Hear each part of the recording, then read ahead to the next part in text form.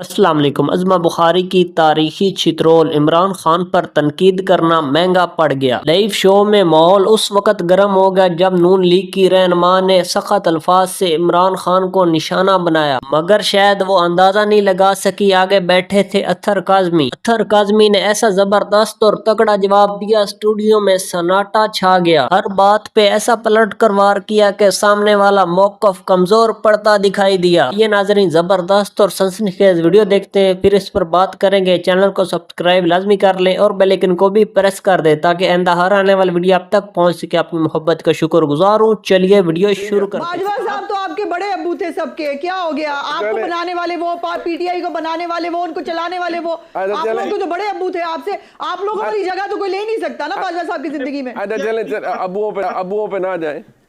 मैं तो बात पीटीआई की हुकूमत की नहीं, उन्होंने कहा हुआ है, उनकी पूरी पार्टी कहती है। अरे नहीं, एक मिनट, अतर साहब की बात कट जाती। आपको याद है इमरान खान साहब को भी देख लेना। अरे नहीं, आपको उनकी आवाज कट जाती है अतर खान साहब की। मैं बात पीटीआई की हुकूमत की कर रहा था, पर आपने अपनी तहजीब दिखानी थी तो वो आपको हर प्रोग्राम में दिखानी होती है। आपने किसी के वालिद का नाम लेना ही होता है। मुझे आपसे तहजीब नहीं सीखनी, मुझे आपसे तहजीब नहीं सीखनी। अरे नहीं, I don't want that to happen. आपको नहीं बनाया, एक मिनट, आपको नहीं बनाया।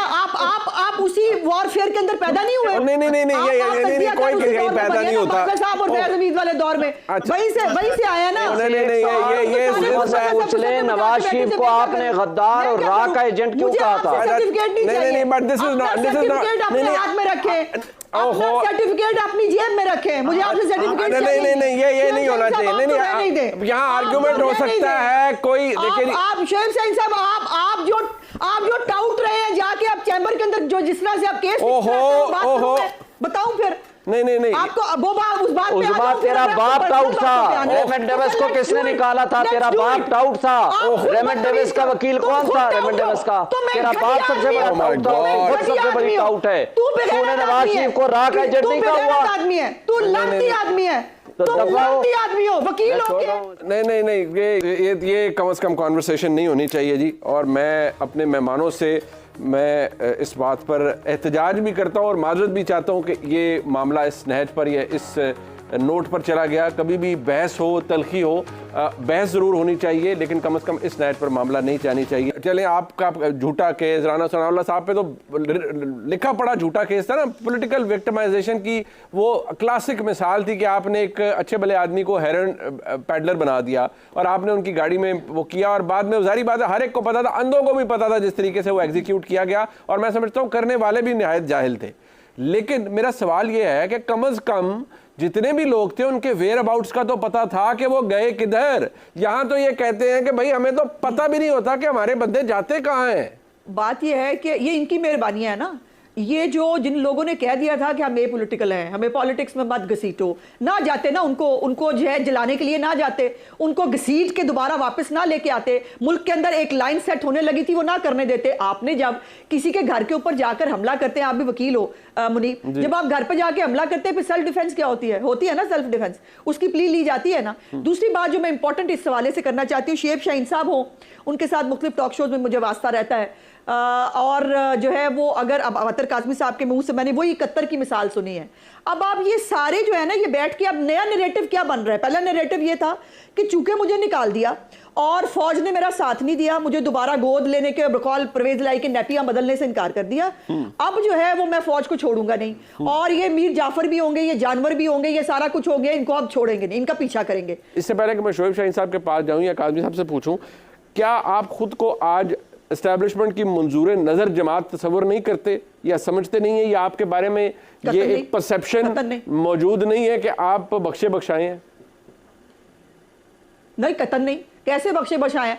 मुझे ये बताइए ना, अरशद मलिक की वीडियो के बाद, उसके कब्र में जाने के बाद, उसको नौकरी से निकाल देने के बाद भी उसका फैसला आज भी एग्जिस्ट करता है। आज भी हमें धमकी दी जाती है कि मियां साहब जो है वो अरेस्ट हो जाएंगे, उनको अरेस्ट कर लिया जाएगा। हम कहां से मंजूर नजर हो गए? बात यह है कि ये इंप्रेशन मीडिया में क्रिएट हो रहा है, चूंकि एक दो ही बड़ी पार्टियां थी मुल्क के अंदर, खासतौर पर पंजाब, चूंकि आपको पता है मेन बैटलफील्ड जो है पंजाब के अंदर होती है। अब पीटीआई अपनी करतूतों की वजह से, अपने अमाल की वजह से खुद कट टू साइज हो गई है। तो अब हमारे पास एक ऑप्शन है, और पाकिस्तान की आवाम के पास एक ही ऑप्शन है, जो जिसने पहले भी मुल्क को जो है, ये मैंने कहा, ये मुल्क उजाड़ने वालों में से है, ये मुल्क को आग लगाने वालों में से है, ये मुल्क में फितना फसाद कराने वालों में से है। इस वक्त मुल्क को बनाने की जरूरत है, मुल्क को दोबारा खड़ा करने की जरूरत है। और एक आपने इंट्रो में बात की थी, मैं इसका जरूर जल्दी से जवाब दे दूं।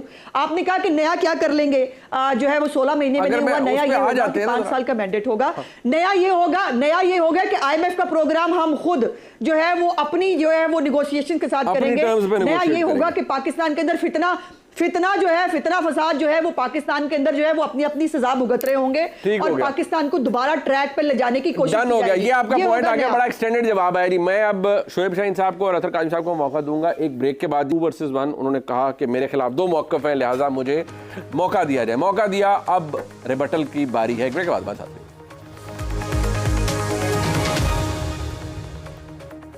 तो फिर आप खुशामदीद कहते हैं। मैं ज़रा थोड़ा चेंज कर देता हूँ। अतर काज़मी साहब, एक तो बात यह है कि आप, मैं इससे पहले कि शोएब शाहीन साहब, उनसे मैं कंक्लूड कराता हूँ। पहले तो आपको ये बता दूँ कि एक तो वो कहते हैं हम ना ही इस्टेब्लिशमेंट के मंजूर नज़र हैं, ना ही हमारे वो हालात हैं। वो आज भी कहते हैं कि ना ही हम बख्शाए हैं। मैंने तो बड़ी खुली डुली बात कर दी। और जो PTI ने किया है वो अपनी करतूतों की वजह से किया। और बराए मेहरबानी आप ये 1971 की मिसालें ना दिया करें। वो उसके अंदर सिर्फ इंटरनल फैक्टर नहीं था, उसके अंदर एक्सटर्नल फैक्टर्स भी बड़े मौजूद थे। योर कॉल जी। देखिए, बात यह है कि पाकिस्तान की सियासत की एक तारीख रही है। यहाँ पे राना सनाउल्लाह साहब के मुकदमे की बात हुई, उसके साथ साथ हमें हनीफ अब्बासी साहब का मुकदमा भी याद है। बिल्कुल, आपको याद होगा कि आधी रात को उनको अदालत से पकड़ा गया था, और मैं पहले भी इसका जिक्र कर चुका हूं। तो ये सब कुछ हमारे सामने। अब बात 71 की बात किस तनाजुर में होती है? 71 की बात इस तनाजुर में होती है कि जब सियासतदान अपने इक्तदार के हवस के लिए मुल्क की सलामती को नुकसान पहुंचाते हैं। आप आबादी के एक बड़े हिस्से को गद्दार कहना शुरू कर देते हैं। वो लोग जिन्होंने भुट्टो को 80 सीटें दी थी वो मुहिब्बे वतन थे, तो वो पाकिस्तानी जिन्होंने शेख मुजीबुर रहमान को 160 सीटें दी थी तो वो भी मुहिब्बे वतन थे, वो गद्दार नहीं थे। ये मेरा कहने का मकसद है। अब आप यहाँ पे जो 9 मई में मुलविस हैं उनको जरूर सजाएं दें, उनके ऊपर मुकदमा चलाएं, लेकिन जो करोड़ों उनका वोटर सपोर्टर है आप सबको कह रहे हैं गद्दार करार दे रहे। फिर जो है उस्मा बुखारी साहब ने ये भी कह दिया जब आपने क्वेश्चन पूछा कि वो गायब किधर हो जाते हैं, उन्होंने जिस तरफ इशारा दे दिया कि जनाब खुदा ना खास्ता शायद कोई और गायब कर लेता है। अब आप खुद बता दें कि ये कौन इदारों को यहाँ बदनाम कर रहा है, कौन बहस को उस तरफ लेके जा रहा है। असल तो इशू ये है ना कि बहस को सियासी मैदान में रखना है। अगर इमरान खान आज मकबूल है तो अगर आप 8 महीने नहीं तो अगर आप 28 महीने पीछे जाएं तो हर ज़िमनी इंतखाब में इमरान खान हार रहा था। पंजाब में नून लीग का टिकट बिकता था इसलिए कि उसकी कारकर्दगी उस कैसी थी, वो कौम के सामने थी। ये समझने की चीज है। और हो सकता है कि अगले 18 महीने के बाद दोबारा उनकी वही हालत हो जाए। तो सियासतदानों ने सियासत करनी है सियासी मैदान में, एक दूसरे के ऊपर गद्दारी के सर्टिफिकेट लगा के आप कभी भी पाकिस्तान की खिदमत नहीं कर सकते। नहीं हो सकती ये बात, ठीक है। बट शोएब शाहीन साहब, एक मिनट, एक सवाल सिर्फ करना है। अतर काज़मी साहब को ये पता है कि हम एक मीटिंग में मौजूद थे मॉडल टाउन अपने पार्टी ऑफिस में, जिसमें मियां साहब जो है वो मीटिंग चेयर कर रहे थे, मुझ समेत सबके ऊपर गद्दारी का मुकदमा हुआ था, वो ठीक था? वो बिल्कुल गलत था। हम गद्दार हैं। मैंने जावेद लतीफ साहब के मुकदमे की भी मजम्मत की थी। मैंने हनीफ अब्बासी साहब के हम किसी को गद्दार नहीं कह रहे, हम किसी को गद्दार नहीं कह रहे।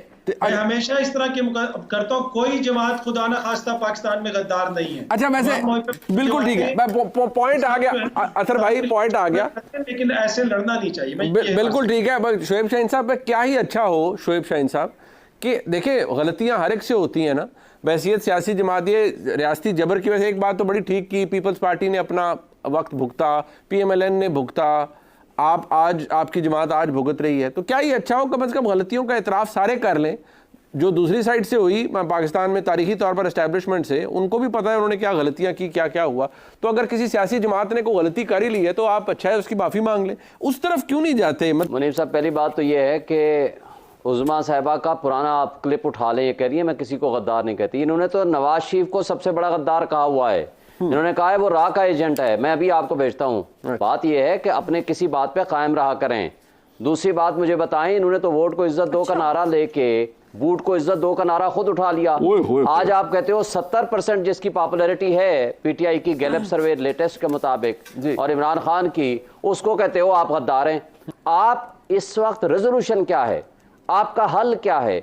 आप मुझे बताएं कि ये तो नवाज शरीफ साहब कई दफा डीलें की हैं, ये कोई लीडर इसको आप मानते हैं? वो तो डीलर है।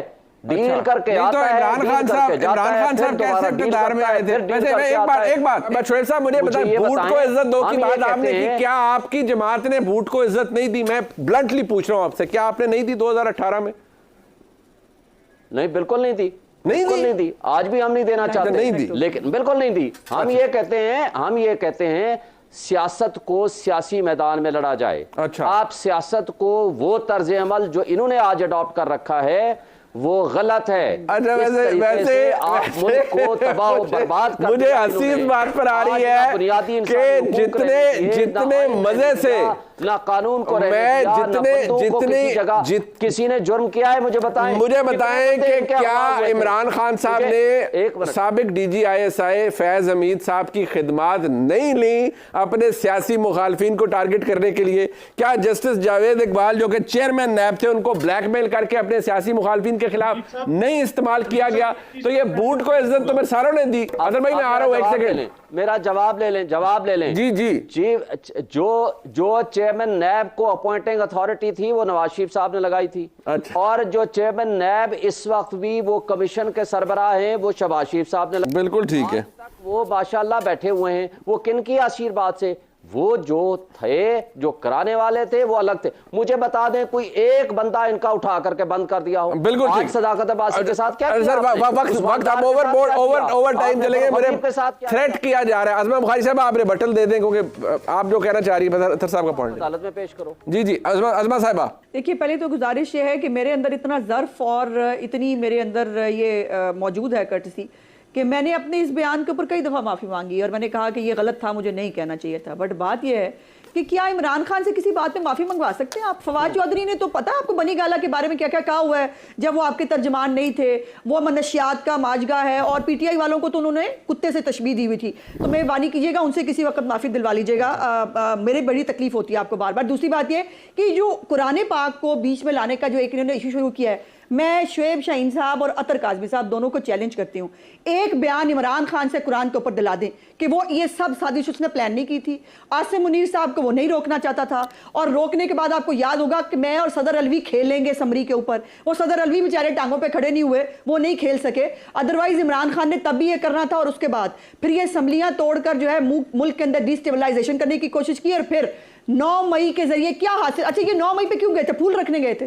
9 मई का जो है वो मतलब कोर कमांडर हाउस के अंदर ये GHQ के सैर करने गए थे। वहां पिकनिक पार्टी हो रही थी, वहां पे यही करने गए थे कि फसाद पैदा करें और आसिम मुनीर साहब को जो है वो आपका पॉइंट आ गया। इनके बीच में जो पुराने मददगार थे। जी नाज़रीन, आपने अतर काज़मी और शुएब शाहीन अज़मा बुखारी की गुफ्तगू सुनी। नाज़रीन, अभी फैसला तो आपने करना है क्या सही है क्या गलत। जैसा कि आपको पता ये हमारे सियासतदानों का हाल है, कैसे लाइव शो में आके एक दूसरे से बदतमीजी करते हैं। नाज़रीन, आप ये भी जानते हैं अज़मा बुखारी जिस शो में जाती हैं बदतमीजी की इंतहा कर देती हैं। एक औरत अपनी इज्जत खुद कराती, ज़ाहिर सी बात है अगर आप किसी की इज्जत करोगे फिर दूसरा आपकी इज्जत करेगा। ऐसा नहीं होना चाहिए। नाज़रीन, हमारे सियासतदानों को चाहिए हमारे लिए रोल मॉडल बने। हमारे सियासतदानों का ये हाल है तो आम आवाम का क्या हाल हो। नाज़रीन, उसके अलावा शुएब शाहीन ने भी हद पार कर दी है। इसको भी चाहिए तमीज़ के दायरे में रहकर बात करें। हमारे सहाफ़ी हजरात, पाकिस्तान में बहुत कम ऐसे नाम रह गए जो हक पर बात करते हैं। आजकल हमारे सहाफ़ी हजरात का ये तारुफ है, ये PTI का साफ़ी है, ये नून लीग का साफ़ी है, ये पीपल्स पार्टी का साफ़ी है। नाज़रीन, साफ़ी ऐसे नहीं होता। साफ़ी को चाहिए न्यूट्रल होकर बात करें। जो भी किसी की अच्छी चीज़ है वो भी बताए, जो बुरी चीज़ है वो भी आवाम के सामने रखे। नाज़रीन, ये भी हकीकत है हमारे मुल्क में साफ़ी हजरात को साफ़त करने ही नहीं दी जाती। जो भी हक पर बात करता है वो गायब हो जाता है। उस पर इतनी पाबंदी लगाते हैं, उसको धमकियाँ देते हैं। ऐसा नहीं होना चाहिए। अच्छा बुरा वक्त हर इंसान पर आता है। ये हरगिज़ बुरे वक्त का मतलब ये नहीं है आप अच्छाई को बयान करना छोड़ दें। नाज़रीन, एक अदालत इधर ज़मीन पर लगी है और एक अदालत आसमान पर लगेगी। अगर आपको इधर इंसाफ नहीं मिला तो इंशाल्लाह आगे ज़रूर मिलेगा। दुआ नाज़रीन, अल्लाह ताला पाकिस्तान को एक ऐसा लीडर दे जो पाकिस्तान को क़ायदे आज़म का पाकिस्तान बनाए। वो पाकिस्तान में जो हर पाकिस्तानी चाहता है। इंशाल्लाह वो दिन ज़रूर आएगा। नाज़रीन, अगर वीडियो पसंद है वीडियो को लाइक कर दें, चैनल को सब्सक्राइब लाजमी कर लें और बेल आइकन को भी प्रेस कर दें ताकि आइंदा हर आने वाला वीडियो आप तक पहुँच सके। आपकी मोहब्बत का शुक्रगुजार हूँ। मिलते हैं एक न्यू वीडियो में, तब तक अपने भाई को दीजिए इजाज़त। अल्लाह हाफिज़। पाकिस्तान हमेशा जिंदाबाद।